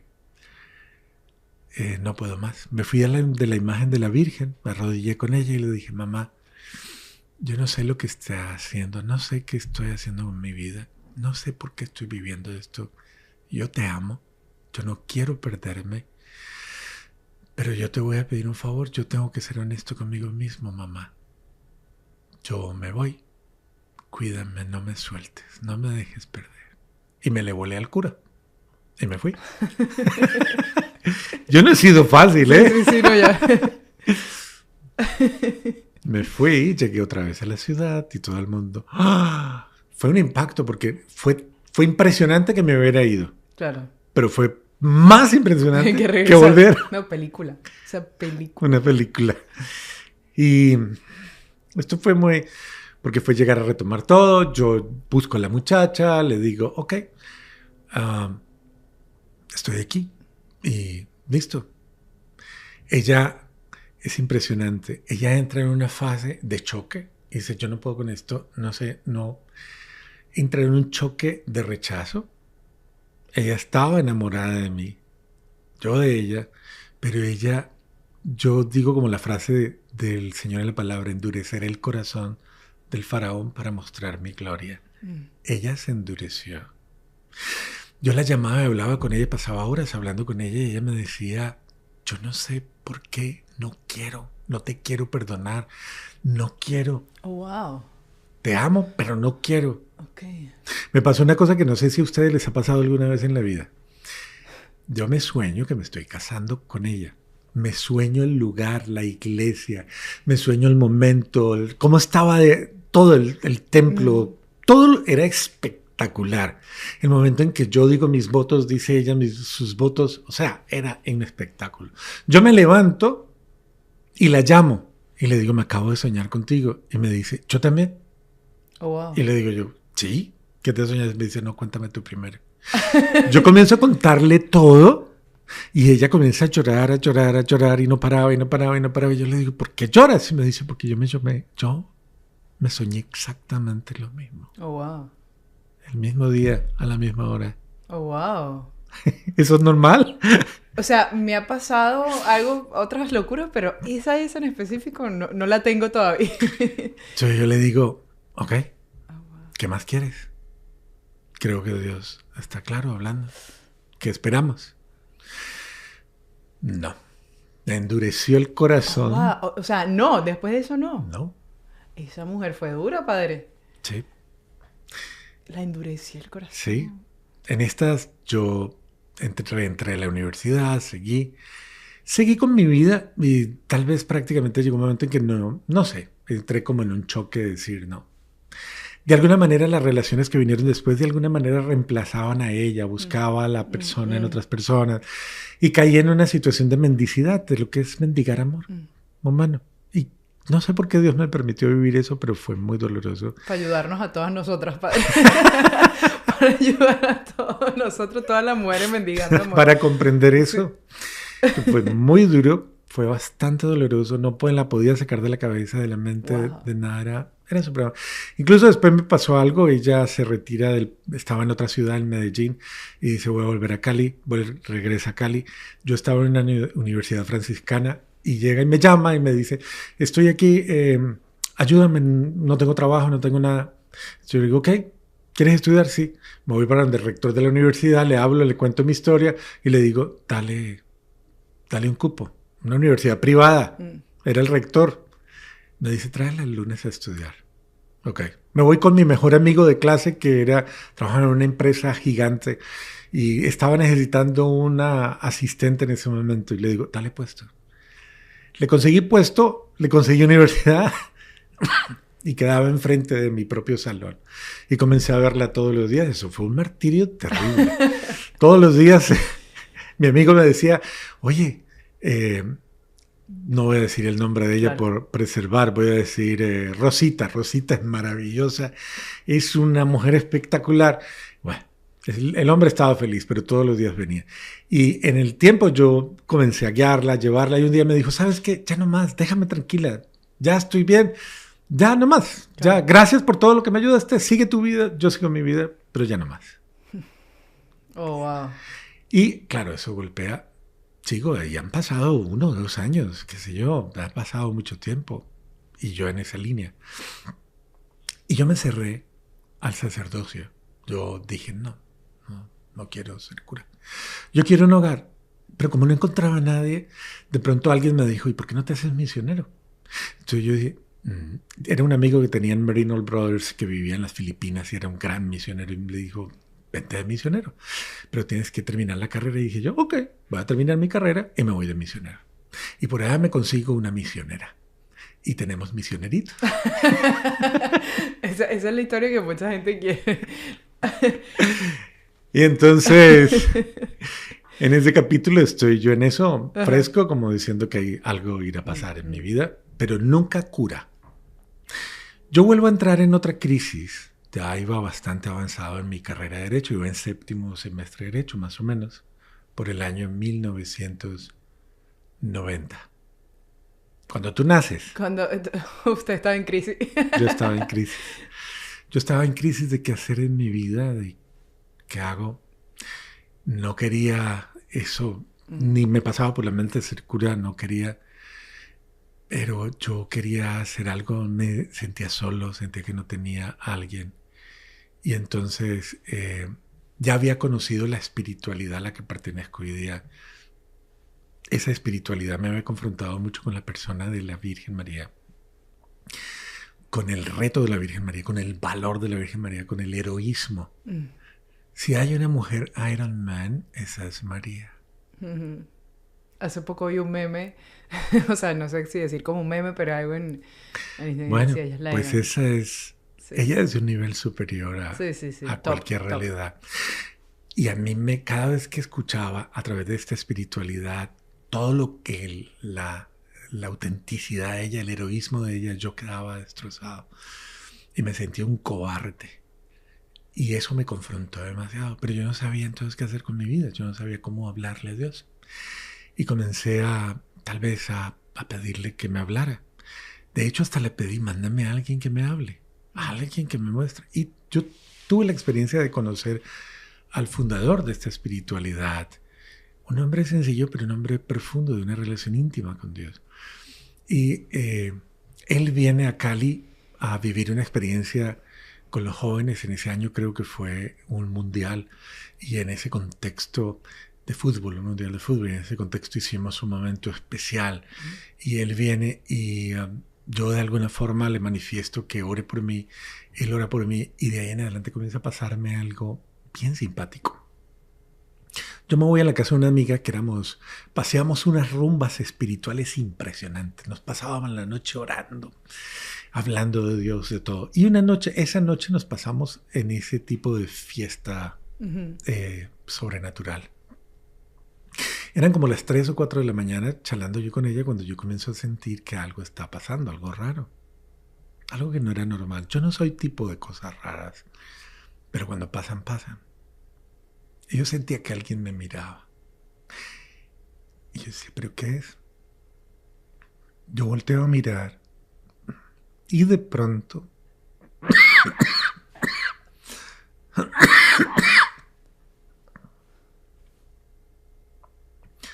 esta parte la editas, ¿no? Sí, sí. Entonces yo volteo a mirar y yo siento que algo me está mirando. Y de pronto, cuando yo veo hay un cuadro, pero era un cuadro de paisaje, o sea, nada que ver, era un paisaje. Yo quedo mirando ese cuadro y digo, ¿qué hay? Y en un momento dado, en los fondos, yo no sé si usted te ha pasado algún momento, en los fondos claros, oscuros, aparece un rostro. Y era el rostro de Jesús. Y era él mirándome. Entonces yo volteo a mi amiga y le digo, ¿y ese cuadro cuántos tiene ahí? Y me dijo, uy, mijo, desde que yo era soltera. Tenía 3 hijas. Digo yo, no puede ser. Párate y míralo. ¿Tú ves algo? Y me dice, no, yo no veo nada.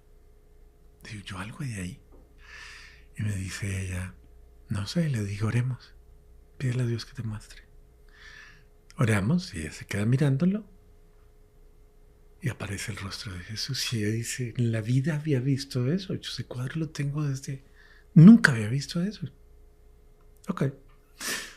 En ese contexto, una amiga me llama y dice, ¿qué están haciendo? Y digo, no, que estamos hablando de Dios. Y dice, voy para allá. Llega mi amiga y le decimos, ¿qué ves tú ahí en ese cuadro? Y dice, nada, míralo. Y aparece y ella lo ve. Y digo, ok, no estamos locos los dos, ya no estamos drogados, drogados en éxtasis. En ese contexto aparece la hija de ella que venía de una rumba. Y le dijimos, esta no tiene nada que ver con esto. Tal vez los 3 estamos locos. Ella entra, que venía de un ambiente de rumba. ¿Qué ves ahí? La chica incluso suena una palabra bien grosera y dice, ¡Ah! ¡Jesús! Ahí está Jesús, mamá. Fue muy chistoso. Ok, se va. Yo quedo impactado. ¿Por qué? Al otro día me voy a hacer algo que tenía que hacer de trabajo. Voy pasando por donde mi amiga, la que llegó después, y me dice, ¿por qué no vienes a la casa y almuerzas? Estás cerca, ven y almuerza. Digo yo, ok, voy a ir a almorzar a tu casa. Yo casi nunca iba a la casa de ella. Voy, me quedo a almorzar. Después nos sentamos en la sala a conversar y siento que me miran. Yo digo, ¿otra vez? Y entonces volteo a mirar. Y yo no sé, ¿quién me mira? Y tenía unos muebles de esos que llaman, de esos muebles con arabescos árabes y todo eso, esas telas raras. Y en medio de esas telas aparece otra vez el rostro de Jesús. Qué vaina tan loco. Si yo miro eso y digo yo, wow, ¿y eso? Y entonces le digo a ella, me dice, ¿qué te pasa? ¿Te está pasando lo mismo? Le digo yo, sí. Mira ese asiento. Ella se pone a mirarlo y dice, wow, ahora entiendo por qué mi papá me dijo que si estaba loca. Y le digo yo, ¿por qué? Y me dice, porque él me dijo, y ahora estás haciendo muñecos de Dios en los asientos. El papá lo había visto sin saber qué era. Oh, wow. Entonces, yo salí muy impactado de ahí. Llamamos igual a la empleada, le dijimos, ¿usted qué ve? Vio lo mismo que nosotros. Me fui y comenzó a resonar en mi corazón un salmo que ustedes han escuchado mucho, pero que yo no apareció. Comenzó a decirme, busca mi rostro. Y era como si mi alma respondiera, tu rostro buscaré, Señor. No me escondas tu rostro. Pero era que me salía del alma, busca mi rostro. Y entonces me pasa que en esa misma semana tengo un cura amigo invitado a comer. Vamos a comer, luego nos vamos a la casa un ratico, yo estoy charlando con él en mi casa y comienzo a sentir otra vez que me están mirando. Yo digo, ¿qué es esto, Dios mío? Como estoy con el cura, digo, este cura no me va a creer, a este sí no le cuento lo que me está pasando. Despaché al padre, me senté y ¿ustedes han visto el cuadro de la Guadalupana?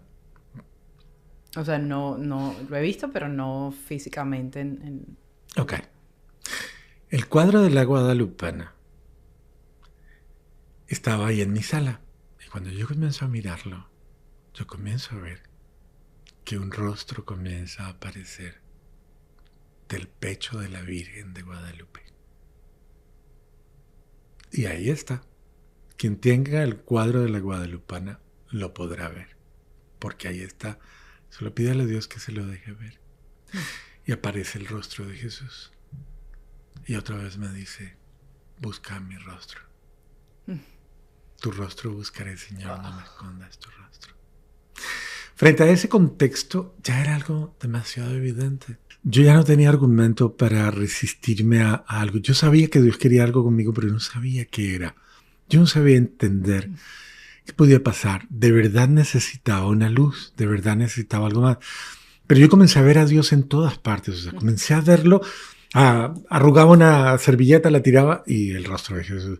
Miraba las nubes, el rostro de Jesús. En todo lugar, era una cosa impresionante. Yo dije, me estoy volviendo loco. Pero yo no soy así. Yo soy una persona demasiado mesurada en ese tipo de cosas. Sin embargo, esto estaba pasando. Y llegó otra vez una crisis existencial. Iba a la universidad, me sentaba a estudiar y de verdad que no podía. De verdad que llegaba un momento en que sentía como que la vida se me iba. ¿Qué estás haciendo? Era como, me estoy consumiendo en algo que tal vez no me está llenando. Créeme, a mí me gusta el derecho, me gustan las ciencias políticas. Estudiaba eso, derecho y ciencias políticas. Es decir, yo era un apasionado de esto porque de verdad me gusta. Pero sentía un vacío impresionante. Entonces, en un momento determinado, comienzo a viajar a Bogotá y voy a donde está Lino Sevillano, nuestro fundador. Y le digo, en algún momento siento que una voz me dice, llámalo, búscalo. Y digo, a mí no me gusta buscar gente, de esa gente así que tiene cosas maravillosas. Ni siquiera él, que era nuestro fundador.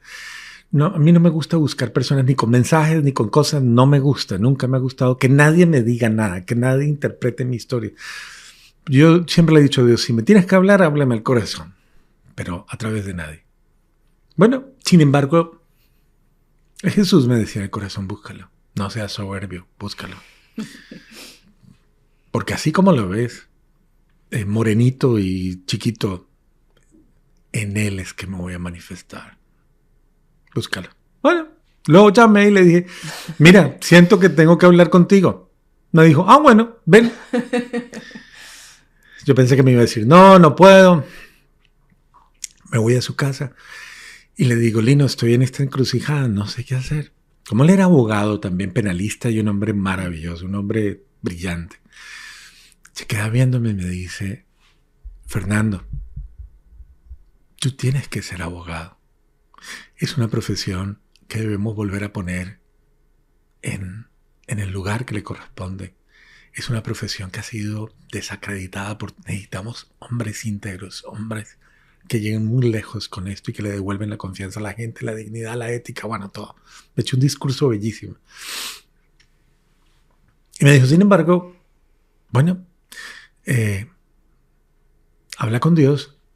Él tenía unas revelaciones que son la base de la experiencia de la espiritualidad, que las llamaba actas o se llaman actas.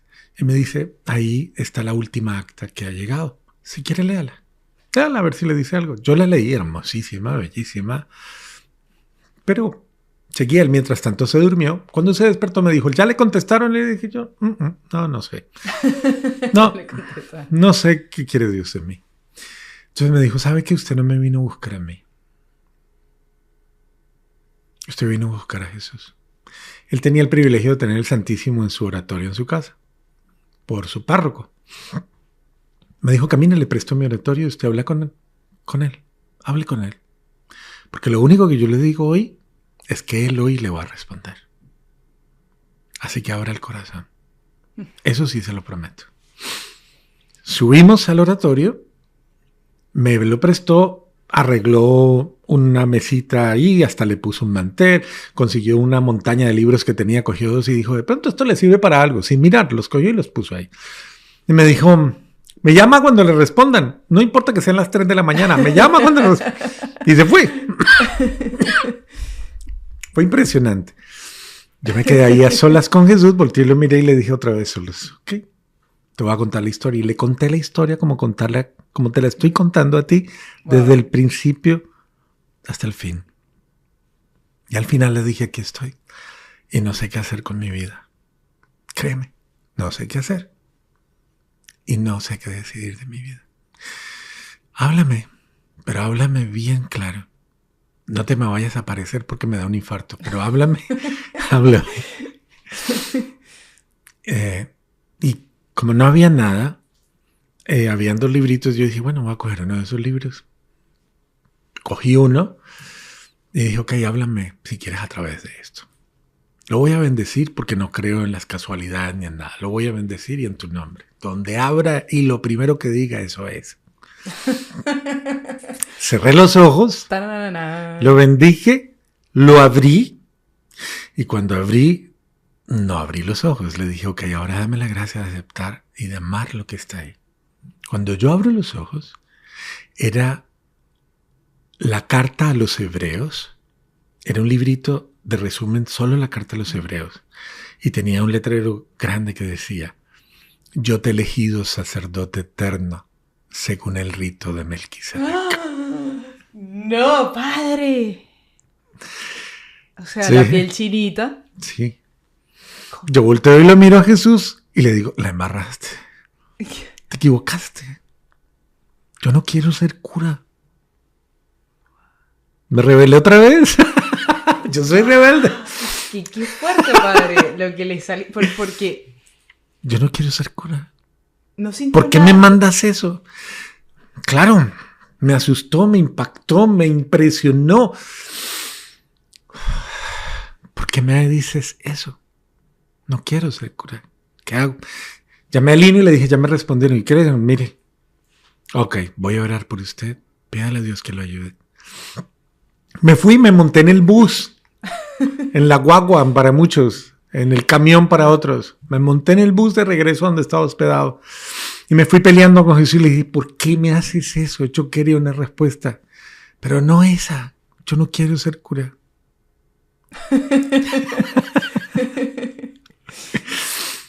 Y el bus iba así, repleto de gente. Y ahí en el bus, él me comenzó a hablar. Y me dijo, ¿no estás feliz? ¿No te alegra? Yo dije, ¿qué? ¿Qué me va a hacer feliz? Me dice, no te hace feliz, no te alegra. Que a pesar de todo lo que tú has sido y lo que eres, a pesar de tu miseria. Y era como si me pusiera la escena de todas mis cosas malas, de todo, como si pasara la película Flash de toda mi miseria. Me dice, a pesar de toda la basura que tú has sido, de todo lo que... Un día, en tus propias manos y a través de tus propios labios, un pedazo de pan y un poco de vino se conviertan en mi cuerpo y en mi sangre, ¿no te hace feliz? Créeme, yo contemplé esa escena y era irresistible. Y dije, sí, claro que sí, claro, me hace feliz. Me dice, ¿y no te alegra? ¿No te hace feliz? Que a pesar de lo que eres, a pesar de toda tu miseria, un día, y a través de ti, de tus propios labios, no solamente le des consejos a los hombres, sino que por mi gracia y por mi misericordia y mi poder, les perdones todos los pecados y les queden perdonados para siempre. ¿No te hace feliz? Y yo, una vez más, contemplé la escena. ¡Wow! Y dije, sí, claro que sí. Me dice, ¿y no te hace feliz? ¿No te alegra? Que a pesar de toda tu miseria, era como si me la restregara toda otra vez. Un día, cuando hables a la gente, no seas tú el que hable, sino yo, el que habla a través de ti. Y ellos cambian de vida. ¿No te hace feliz? Créeme, ahí respiré. Llevaba la cruz guardada. Me la saqué. Me la puse por el frente y dije, oh, soy cura. Soy cura. Lo acepto. Soy cura. En un bus. Soy cura. Volteé a mirar a toda la gente y dije, ¿será que se dan cuenta que soy cura? Que acaba de pasar una cosa... Pero una cosa de otro mundo, sobrenatural, padre. De otro mundo. Le hicieron la propuesta en el bus. En un bus lleno de gente. ¿Qué? Y claro, eso fue... Yo me llené de un gozo, de una alegría, pero de una alegría que... O sea, yo no sé, no sé, supera absolutamente todo lo que yo te pueda decir, pero era la alegría del encuentro de la voluntad de Dios y la mía. Wow. La alegría del encuentro de la voluntad de Dios y la mía. Tercera frase que me tengo que copiar. Sí. Era la forma en que, sí, definitivamente era encontrar mi ser. Sí. Para aquello que me soñó, me pensó. Dije sí. Ahí me fui a Cali, a mi ciudad. Dejé la universidad, dejé absolutamente todo. Y le dije a Lino, ok, me voy. Mi mamá, le dije, mamá, me voy a ir a la segunda vez que me iba. Mi mamá me paró y me dijo, hijo, ¿por qué te vas? ¿Para dónde vas? ¿Qué vas a hacer? Le dije, mamá, Dios quiere que yo me entregue a Él. Y me dijo, ¿por qué te tienes que ir lejos? ¿Para dónde vas? Y le dije, voy a fundar una comunidad. No existía nada, absolutamente nada. Con la espiritualidad a la que pertenezco, no existía nada de eso. Entonces me dice, ¿dónde está la comunidad? Y le digo yo, no, van a ser, mamita, van a ser. ¿Pero dónde? Le digo, no, voy a ver dónde voy a vivir. ¿Y qué vas a hacer? No sé, mamá, yo solo sé que me debo ir. Wow. Que me debo ir, porque Él lo quiere. Como Abraham. Y yo le creo. Wow. Y así fue, y ella me dijo, ¿por qué no te quedas? Y se chocó mi mamá, quédate. Y eso me dolió. Entonces yo le dije, mamita, si es por ti, yo me quedo. Y de verdad que en ese momento lo procesé. Pasó el día y en la noche ella vino y me llamó y me dijo, mi amor, ven. ¿Sabes qué? Vete. No me importa dónde estés, pero quiero que seas feliz donde estés. No importa dónde sea. Vete. Oh, padre. Creo que para ir concluyendo toda esta historia, mi gente, porque va a venir la parte, o sea, así como ustedes están, yo también estoy. Vendrá después otro episodio de qué pasó después de ahí, padre, pero qué impresionante. O sea, yo no tengo palabras como, wow, qué impresionante, ¿no? Como Dios transforma. Yo no sé si ustedes han sentido, pero yo acá, o sea, yo de verdad, y esto no es por lanzar flores, porque sea un sacerdote, no, sino es que tengo ganas de irme corriendo al Santísimo, es lo que provoca, ¿sabes? Quiero hablar con Jesús. Eso es lo que provoca porque... Él nunca se equivoca. Ayer leí una frase que decía esto: cuando tú piensas en felicidad y cuando tú buscas felicidad, lo que buscas es a Jesús, simplemente que no lo sabes. Así es. Y cuando uno escucha toda esta historia, cómo culmina, wow, y bueno, y verlo aquí, o sea, de cura, que eso vendrá después para no alargar más de 2 horas, pero... Gracias, Padre, gracias por derramar incluso esas lágrimas. Yo no lo hice, pero no porque no quiera, sino el maquillaje. Claro. La vanidad todavía, Padre, que me tendré que confesar. Pero gracias, simplemente gracias. Ver todo el proceso de conversión. Amén. Yo solo quiero que se queden con una cosa. Dios sabe lo que está haciendo contigo. Dios sabe. Déjalo hacer. ¿Por qué te resistes? Si Él lo sabe. Él conoce los deseos más profundos de tu corazón, tus sueños. No te frustres tú a ti misma, Total. Déjalo hacer. Incluso esas mamás que están viendo esto, que hay muchísimas, viendo manual, yo a veces les digo como, solo ora, porque es que no sabemos en qué parte de la historia el Señor va a tocar y no es que está permitiendo que se hunda más, pero de cierta manera algo está orando ahí que será para mayor gloria de Dios y para ver el siguiente capítulo más adelante, que no sabemos. Bueno, yo tengo un último mensaje para las mamás y es cuando algún día ya siendo cura, le digo a mi mamá un día, sentados los dos charlando, y le digo, mamita, estábamos los dos juntos. En esos momentos bellos de intimidad con la mamá. Yo la vuelto y le miro y le digo, mamita, ¿qué hacías tú cuando yo estaba perdido? Cuando de verdad te sentías impotente por salvarme, ¿qué hacías? Y me dice, mi amor, yo lo único que hacía era que iba a tu cama. Cada vez que salías de la casa a drogarte, me arrodillaba, abrazaba tus cobijas, lloraba sobre ellas y le decía a Dios, no es mi hijo, es tu hijo. Te lo entrego. Haz con él lo que quieras, pero hazlo feliz. Y yo en ese momento la volteo y la miro y le digo, mamá, rezaste tanto que hasta me volviste cura. Por eso le digo a las mamás, no se cansen de rezar y no se dejen vencer por nada. Porque si Dios conmigo hizo lo que hizo, ¿qué no hará con tus hijos? Qué belleza, Padre. Padre, bueno, no queda más sino una segunda grabación más adelante, mi gente. Amén. La parte número 2 de toda esta película de Netflix. Padre Fernando, muchísimas gracias por su tiempo, por abrir su corazón, por su testimonio. Muchísimas gracias de verdad. Y bueno, creo que las gracias son para Dios, que hace todo esto. Todo para la gloria de Dios. Todo para la gloria de Dios.